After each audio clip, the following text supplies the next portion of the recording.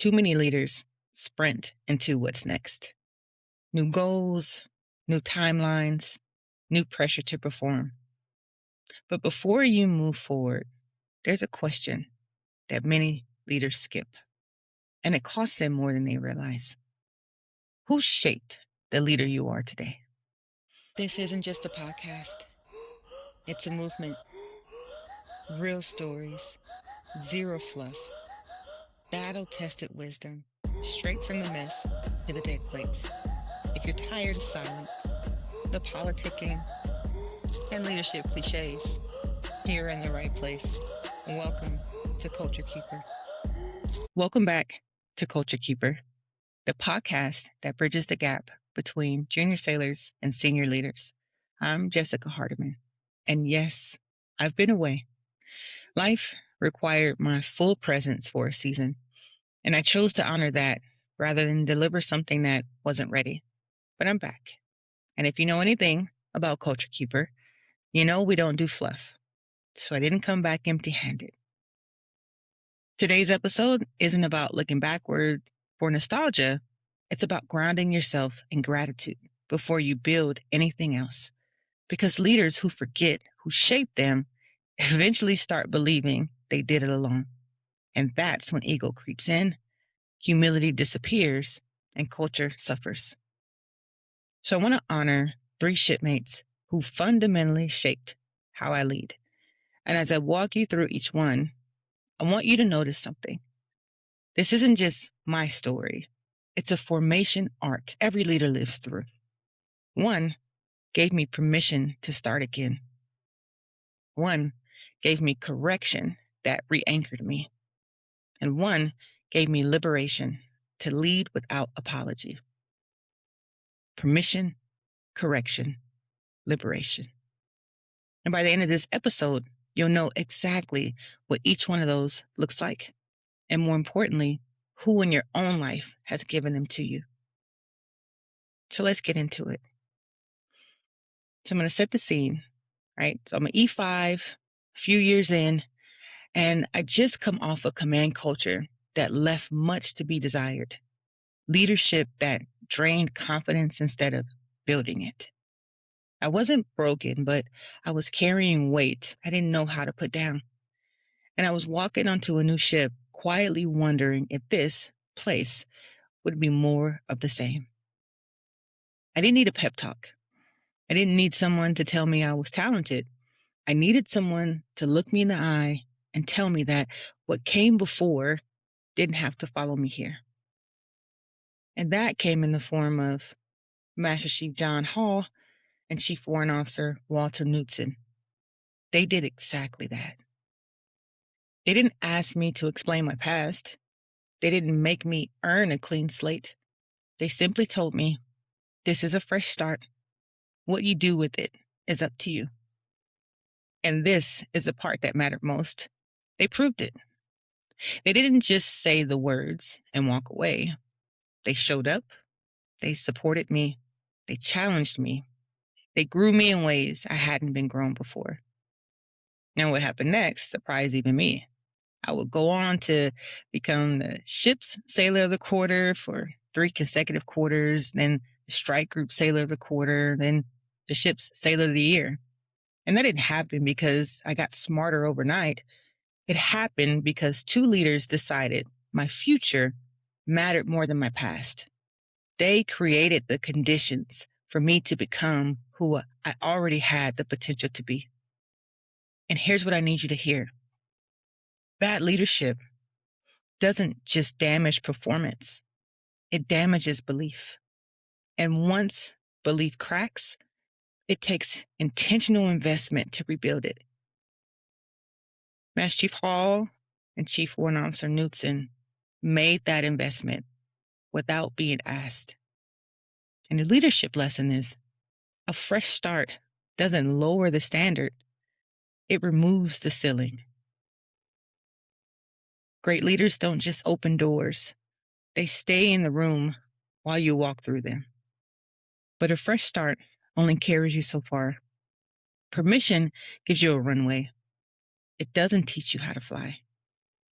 And when I pin anchors, I was about to find out exactly how much I still had to learn. So I've talked on this podcast about what it cost me to become a chief. The missteps, the collaterals I lost, the moment I had to choose between drowning in shame or finding a way to rebuild. Now, if you haven't heard that episode, go back to episode number 2. It'll give you the full picture. Now, I touched a little bit on it, but I'll expound on it a bit more here about who showed up in that wreckage. Now, I'm a new chief, fresh anchors.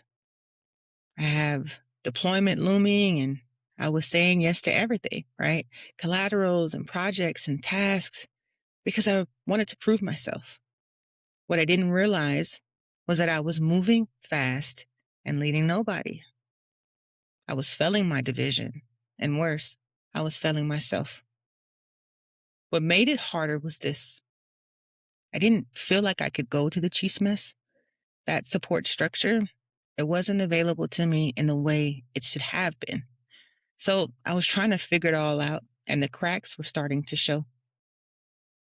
Chief Warrant Officer Clay Curry didn't coddle me.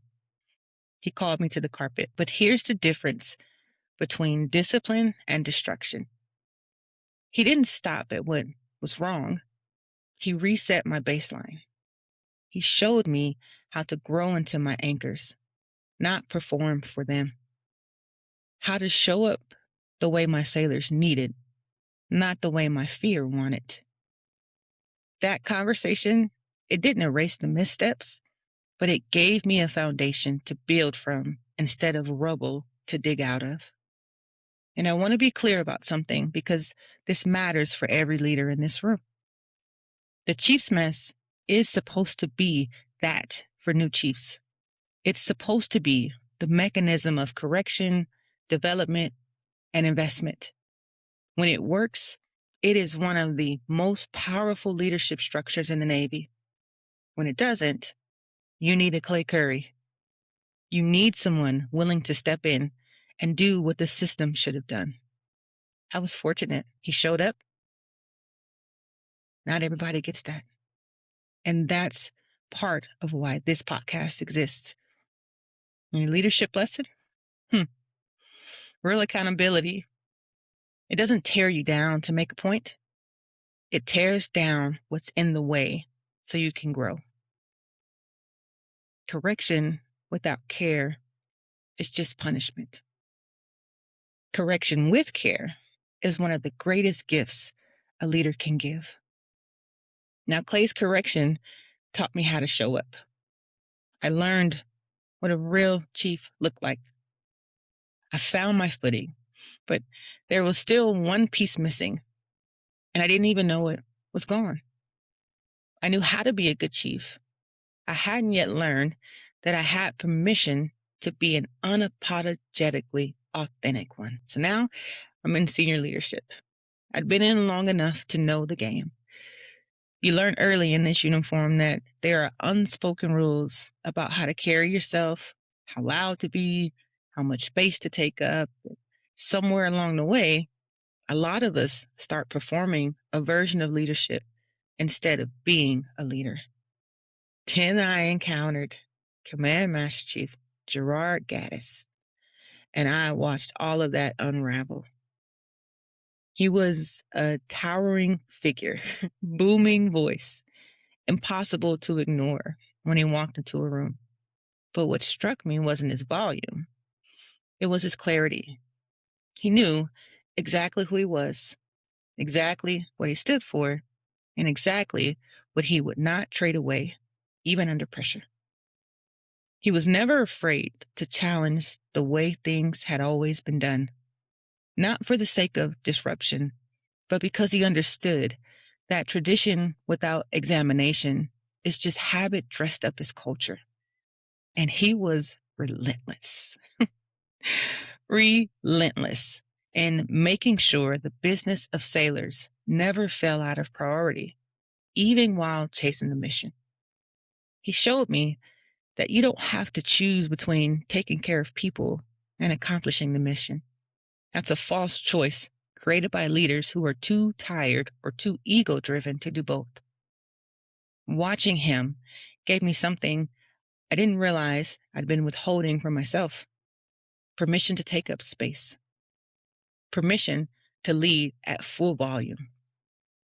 Permission to be exactly who I am in every room, at every rank, in every conversation. Because the Navy doesn't need more leaders who fit the mold. It needs leaders who expand it. And the lesson? Authenticity isn't a style. It's conviction in action. And you can't fake it on the deck plates.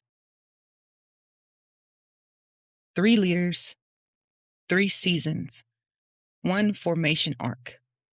Hall and Knutzen gave me permission to begin again, to believe I belonged, to let go of a past that wasn't mine to carry anymore. Clay Curry gave me correction, not to diminish me, but to re-anchor me to the standard I was capable of but wasn't yet living.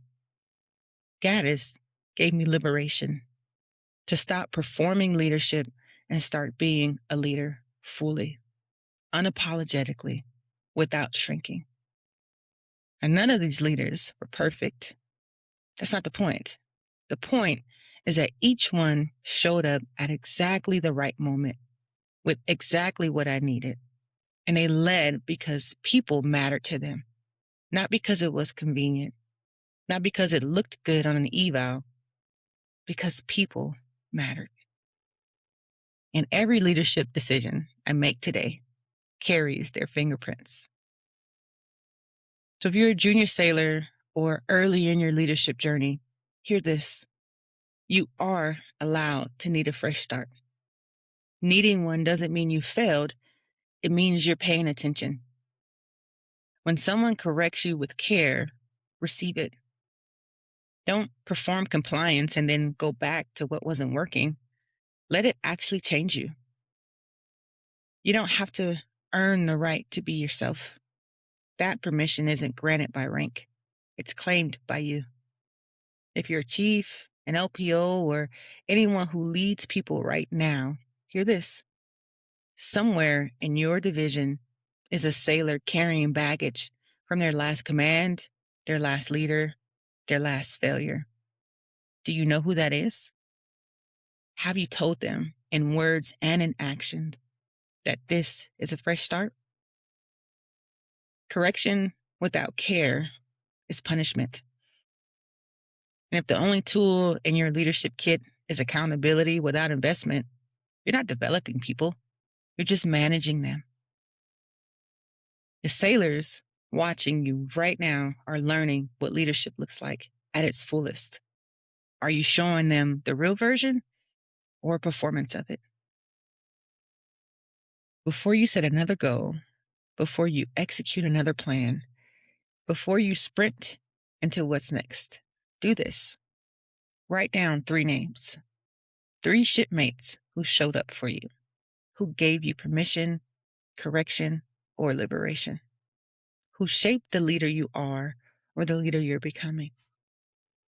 Then do the part most people skip. Tell one of them, thank you. Now, to help you with that, created a worksheet. The link to it is in the show notes and the bio. Because if you don't anchor yourself in gratitude, you will drift into ego. And ego always shows up in the culture you create. Now, here's what I want you to notice about Hall, Knutzen, Curry, and Gaddist. None of them were the loudest person in the room. None of them led through intimidation. None of them needed you to see them coming. What they had in common was something quieter and far more powerful. They were consistent every single time. Next week, we're going to talk about why consistency is the most underrated leadership weapon in the Navy and why the leaders who master it are the ones sailors never forget. Episode 18, Leadership Isn't Loud, It's Consistent. You don't want to miss it. Now, gratitude doesn't weaken leadership. it grounds it. And grounded leaders don't drift when pressure hits. Know who shaped you. Honor it. Carry it forward. And if no one has told you today, let me be the first to say, thank you for all that you've done, all that you do, and all that you will do. Until next time, keep the culture. Lead on. Culture isn't just kept. It's shaped. Every sailor, every day. Keep the culture. Lead on.